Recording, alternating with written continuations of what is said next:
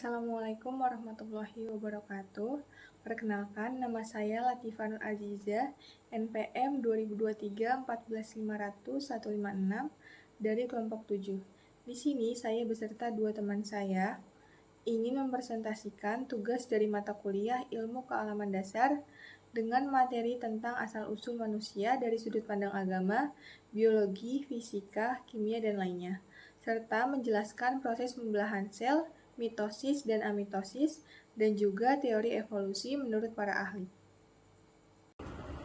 Nama saya Gita Rahma Oktavianti, NPM 2023 14500 157. Video ini kami buat untuk memenuhi tugas mata kuliah Ilmu Kealaman Dasar dosen pengampu Ibu Mimah Nisma SEMM. Perkenalkan, nama saya Vista Rafika Tanjung dari kelas XC Prodi Pendidikan Ekonomi dengan NPM 2023 1450 0659. Selamat menyaksikan.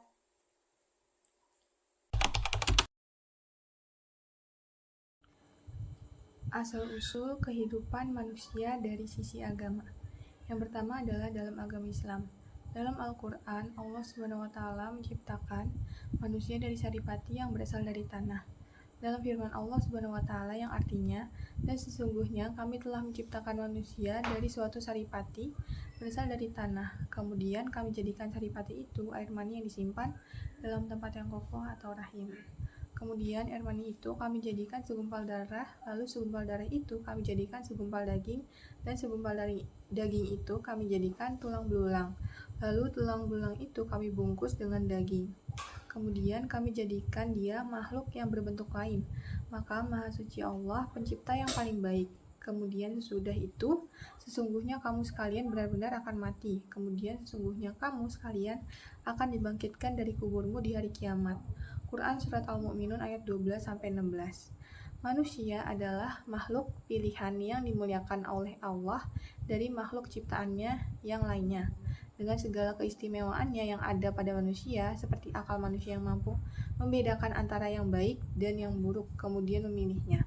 Allah Subhanahu wa Ta'ala menciptakan manusia dengan sebaik-baiknya cipta atau ahsanu taqwim, dan menundukkan alam semesta baginya agar dia dapat memakmurkan dan memelihara, kemudian melestarikan keberlangsungan hidup di alam semesta ini. Dengan hatinya, manusia dapat memutuskan sesuatu sesuai petunjuk Robnya. Dengan raganya diharapkan aktif untuk menciptakan karya besar dan tindakan yang benar, hingga ia tetap pada posisi kemuliaan yang sudah diberikan Allah kepadanya sebagai ahsanu taqwim, ulul albab, rabbaniun, dan lain-lain. Maka dengan semua sifat kemuliaannya dan semua sifat insaniyah yang ada dengan kekurangan dan keterbatasan Allah Subhanahu wa Ta'ala menugaskan misi khusus kepada umat manusia untuk menguji dan mengetahui mana yang jujur, beriman, dan dusta dalam beragama. Selanjutnya ada dari agama Kristen. Dalam kitab mereka disebutkan bahwa Tuhan membentuk manusia dari debu, tanah, dan menghembuskan nafas hidup ke dalam hidungnya. Demikianlah manusia menjadi makhluk hidup. Kata yang diterjemahkan dengan debu tanah adalah adamah, yang di tempat lain dipakai kata daging atau basor untuk menyebutkan tubuh manusia itu. Kata basor ini dalam bahasa Yunani adalah sarx. Selanjutnya ada sudut pandang dari agama Hindu. Menurut kepercayaan agama Hindu, Manu yang pertama adalah Swayambhu Manu, yang dipercaya sebagai kakek moyang manusia pada Manwantara pertama. Menurut agama mereka, Swayambhu Manu menikah dengan Satarupa dan memiliki keturunan. Anak cucu dari Manu disebut dengan Manawa atau Dewa Nagari.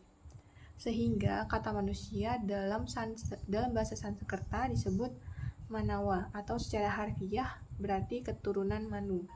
Menurut agama Hindu, Swayambhu Manu dan Satarupa merupakan pria dan wanita pertama di dunia atau era kehidupan pertama setelah masa Swayambhu Manu berakhir.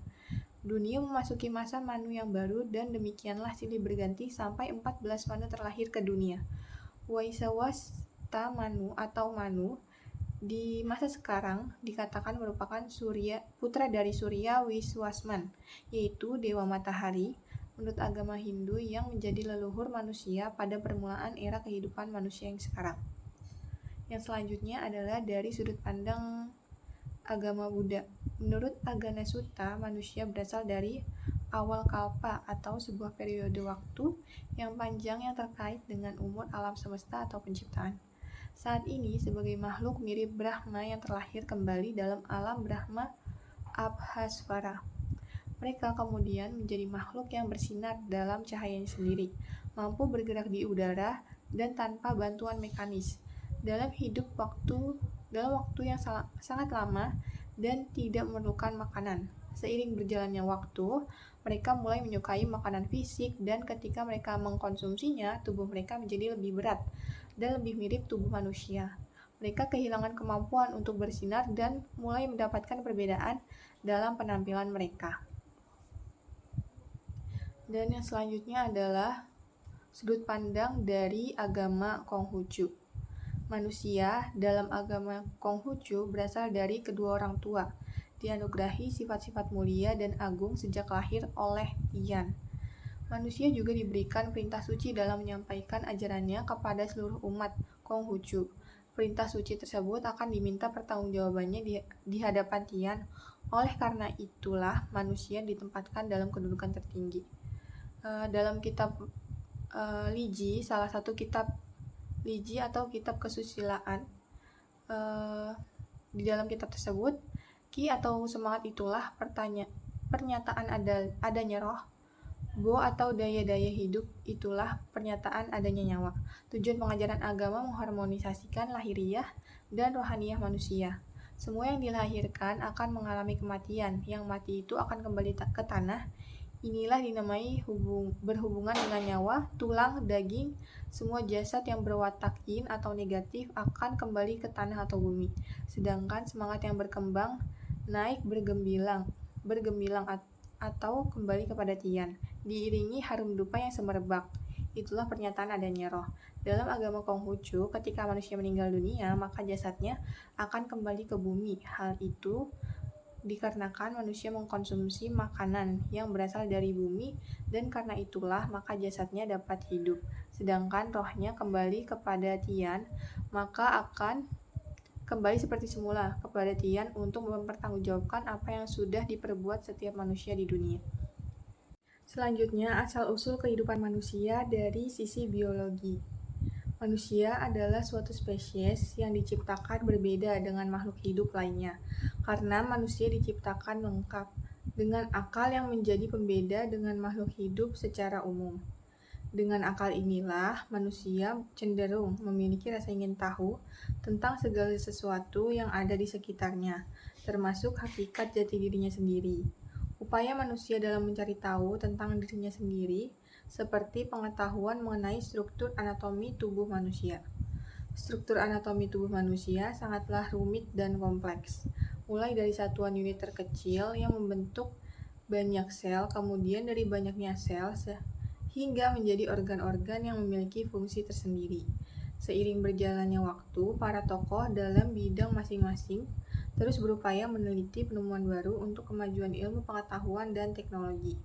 Dalam biologi dijelaskan bahwa perkembangbiakan atau reproduksi merupakan salah satu ciri makhluk hidup untuk mempertahankan jenisnya. Manusia tergolong makhluk dioseus atau berumah dua, yang berarti satu individu hanya memiliki satu jenis alat reproduksi, yaitu laki-laki atau perempuan. Laki-laki dewasa mampu menghasilkan sel gamet yang disebut spermatozoa, sedangkan perempuan dewasa mampu menghasilkan sel gamet yang disebut ovum. Jika kedua sel gamet ini melebur atau terjadi fertilisasi, maka terbentuk zigot yang akan tumbuh menjadi janin dan dalam waktu 9 bulan akan menjadi bayi. Manusia berkembang biak atau bereproduksi secara seksual. Reproduksi seksual melibatkan dua individu yang masing-masing menyumbangkan satu sel reproduktif khusus yang disebut gamet dan bersifat vivipar atau melahirkan. Selanjutnya, asal-usul manusia dari sisi fisika. Berbicara tentang asal-usul kejadian manusia mengharuskan kita untuk berbicara tentang asal-usul kehidupan dan hidup. Teori pertama yang dapat dikenali dari Aristoteles 384 sebelum Masehi sampai 322 sebelum Masehi disebut sebagai teori abiogenesis atau generatio spontanea. Menurut teori ini, semua yang hidup muncul secara terus-menerus dari yang mati atau materi. Namun, teori ini diragui oleh Lazzardo Spallanzani, Francesco Redi dari Italia, dan Louis Pasteur dari Prancis. Berhasil membuktikan bahwa makhluk hidup tidak dari materi yang mati. Semenjak itu, pada tahun 1860, telah muncul teori baru yang menyatakan bahwa semua makhluk yang hidup berasal dari yang hidup sebelumnya atau omne vivum ex vivo. Setelah itu munculnya teori evolusi dari Charles Darwin 1809 sampai 1882. Pada hakikatnya merupakan kelanjutan sahaja dari teori omne vivum ex vivo. Menurut Charles Robert Darwin pada tahun 1800 sampai 1882 bahwa hewan, tumbuhan, dan juga manusia merupakan perubahan evolusi dari makhluk hidup yang sangat sederhana pada awal kehidupan di bumi yang secara perlahan-lahan melalui proses penurunan dengan modifikasi yang akhirnya berkembang menjadi spesies organisme di muka bumi ini, termasuk di dalamnya adalah kejadian manusia. Khusus tentang kejadian manusia, menurut teori evolusi Darwin, manusia adalah hewan atau binatang yang lebih maju dibandingkan hewan atau spesies lain. Pada tahun 1842, Darwin telah menyusun kerangka teorinya dalam sebuah buku setebal 250 halaman yang telah diselesaikan pada tahun 1844 yang kemudian ia beri judul The Origin of the Species by Means of Natural Selection pada tahun 1859. Dan buku lain dengan judul The Origin of Man pada tahun 1871 yang kemudian terkenal dengan istilah teori evolusi Darwin. Asal-usul kehidupan manusia dari sisi kimia.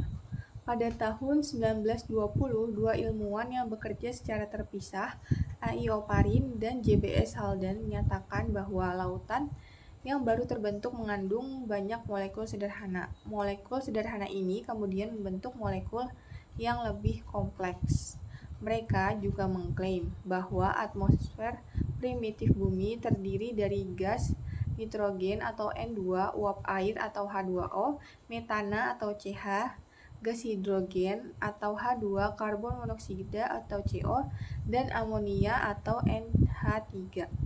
Molekul-molekul di atmosfer kemudian bereaksi satu sama lain menggunakan sinar matahari dan kilat untuk membentuk molekul organik sederhana. Pada saat itu, oksigen belum terbentuk di atmosfer.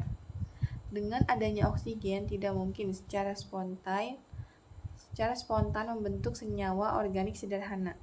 Mengapa? Karena oksigen sangat reaktif dan dapat memutuskan ikatan kimia yang baru terbentuk. Pada saat itu, laut belum terbentuk di bumi karena permukaan bumi yang panas menyebabkan setiap tetes air yang jatuh di bumi menguap lagi. Sekitar 3,8 miliar tahun yang lalu, permukaan bumi mulai mendingin dan lautan terbentuk. Harold Urey dan muridnya Stanley Miller 1953 membuktikan hipotesis Oparin dan Halden dengan melakukan eksperimen yang mensimulasikan atmosfer bumi primitif dengan mencampurkan gas seperti metana, amonia, uap air, dan hidrogen dalam sebuah alat. Dia merencanakan menggunakan listrik untuk mensimulasikan kilat dan sinar matahari di bumi primitif. Hasilnya luar biasa. Dalam beberapa hari, percobaan menghasilkan senyawa organik yang terdiri dari urea, asam asetat, asam laktat, dan beberapa asam amino. Berdasarkan hasil percobaannya, Miller menunjukkan bahwa zat organik kemungkinan besar terbentuk secara spontan di atmosfer primitif bumi. Miller percaya bahwa pembentukan senyawa kompleks yang membentuk makhluk hidup tidak sederhana dan makhluk hidup sederhana berlangsung jutaan tahun sebelum evolusi kimia terjadi. Ini berarti bahwa asal-usul organisme tidak sesederhana yang diyakini oleh abiogenesis atau generatio spontanea, tetapi melalui evolusi kimia yang berlangsung selama jutaan tahun. Teori ini disebut juga teori evolusi kimia atau neoabiogenesis yang merupakan reinkarnasi dari teori biogenesis karena percaya bahwa makhluk hidup berasal dari benda mati melalui evolusi kimia.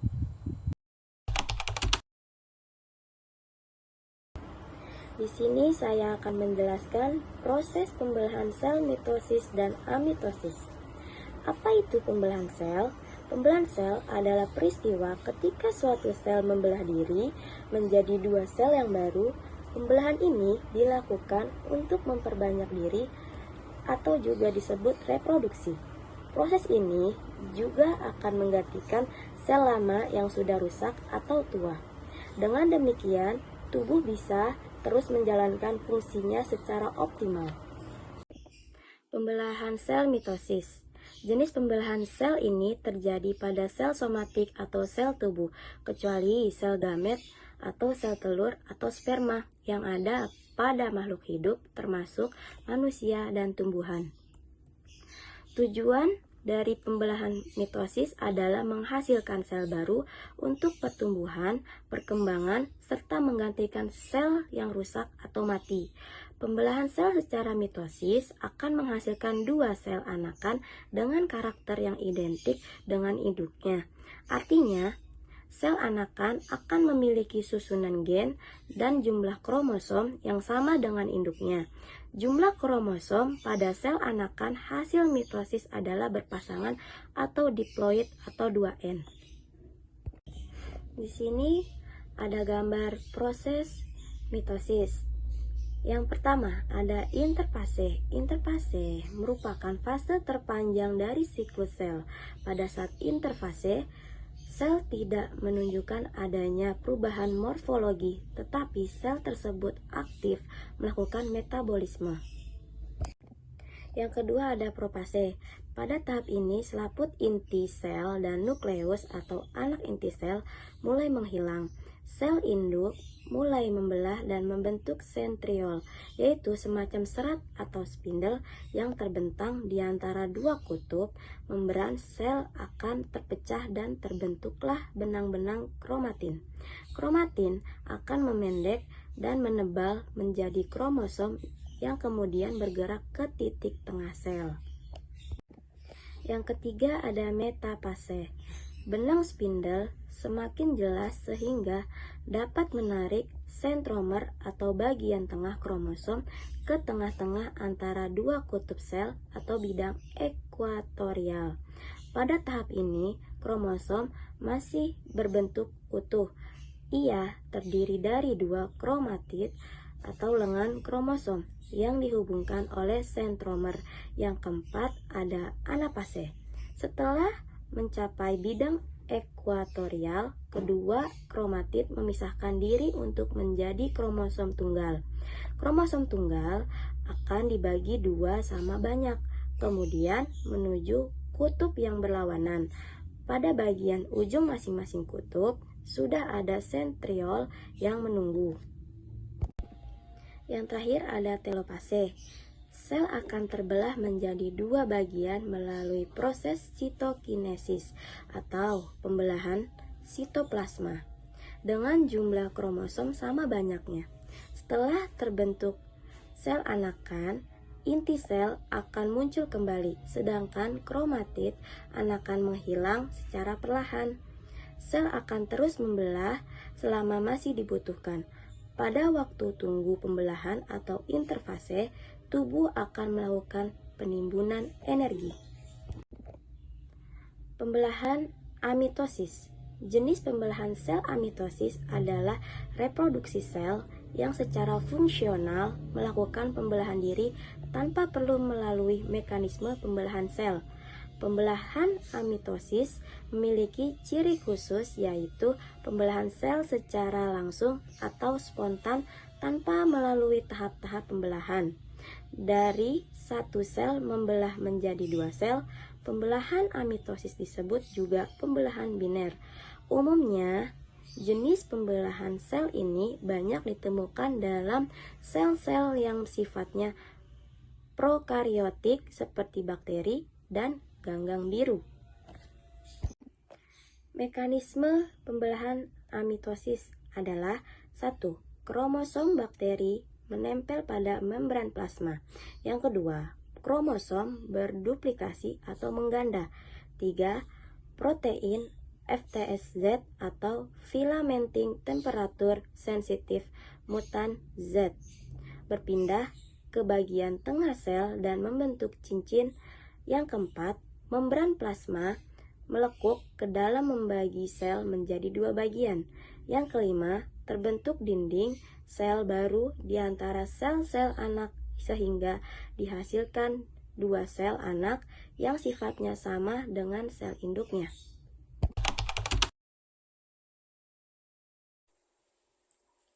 Di sini saya akan menjelaskan tentang teori evolusi manusia. Yang pertama adalah teori Darwin.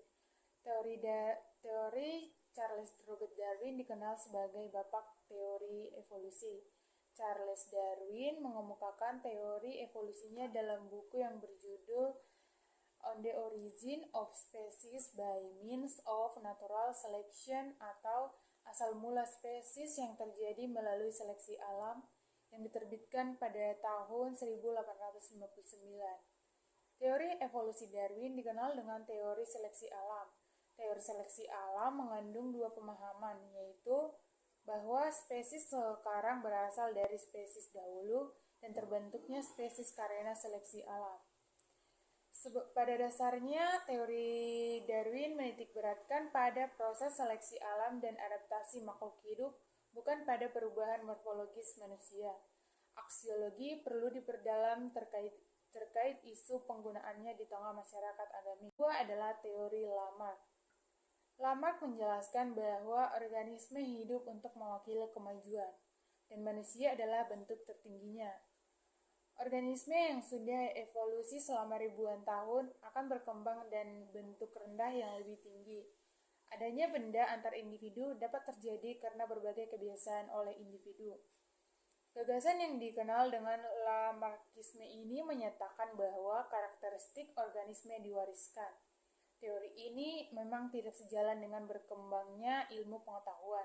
Namun Lamarck berhasil memberi kontribusi yang sangat penting untuk perkembangan teori berikutnya. Dalam teori Lamarck, terdapat konsep yang terintegrasi, di mana ada dorongan yang tidak sadar tertanam di dalam diri organisme untuk mengarah kepada tingkat kompleksitas yang lebih tinggi, dan hal itu menggambarkan bahwa setiap makhluk terus mencari kedudukan yang lebih baik. Namun, ketika Lamarck merumuskan teori ini, tidak banyak orang yang mengetahui tentang mekanisme genetik.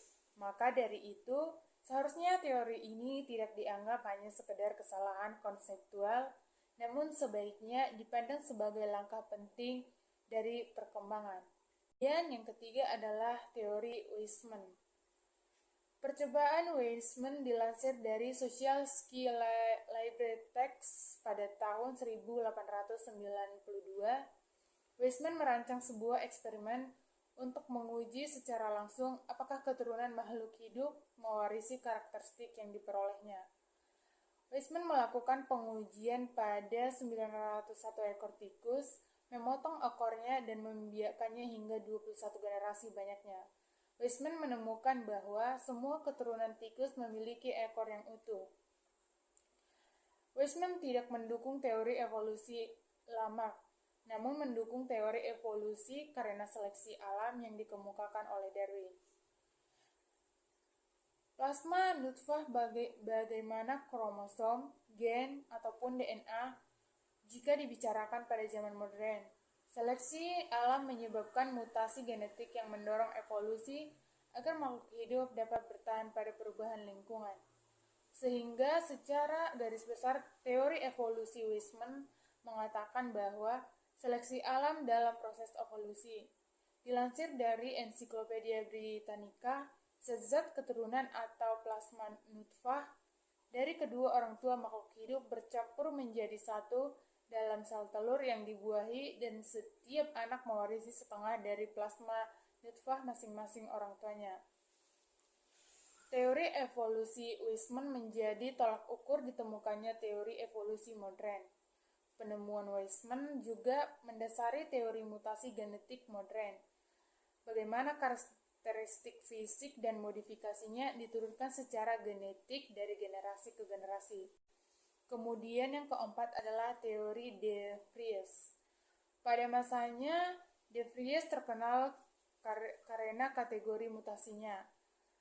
Pada tahun 1886, ia menemukan bentuk-bentuk baru di antara sekelompok Oenothera lamarckiana, spesies bunga mawar malam, yang tumbuh liar di ladang kentang yang ditinggalkan di dekat Hilversum, setelah melarikan diri dari tanah perkebunan. Dengan mengambil benih dari tanaman ini, ia menemukan bahwa tanaman tersebut menghasilkan banyak varietas baru di kebun percobaannya. Dia memperkenalkan istilah pengobatan untuk variasi yang muncul secara tiba-tiba ini dalam terbitnya yang membuat 2 jilid The Mutation Theory tahun 1900 sampai 1903. Ia mendalilkan bahwa evolusi, terutama asal-usul spesies, mungkin menjadi lebih sering melalui perubahan berukuran besar dibandingkan melalui gradualisme Darwin yang pada dasarnya menunjukkan suatu bentuk sultanisme.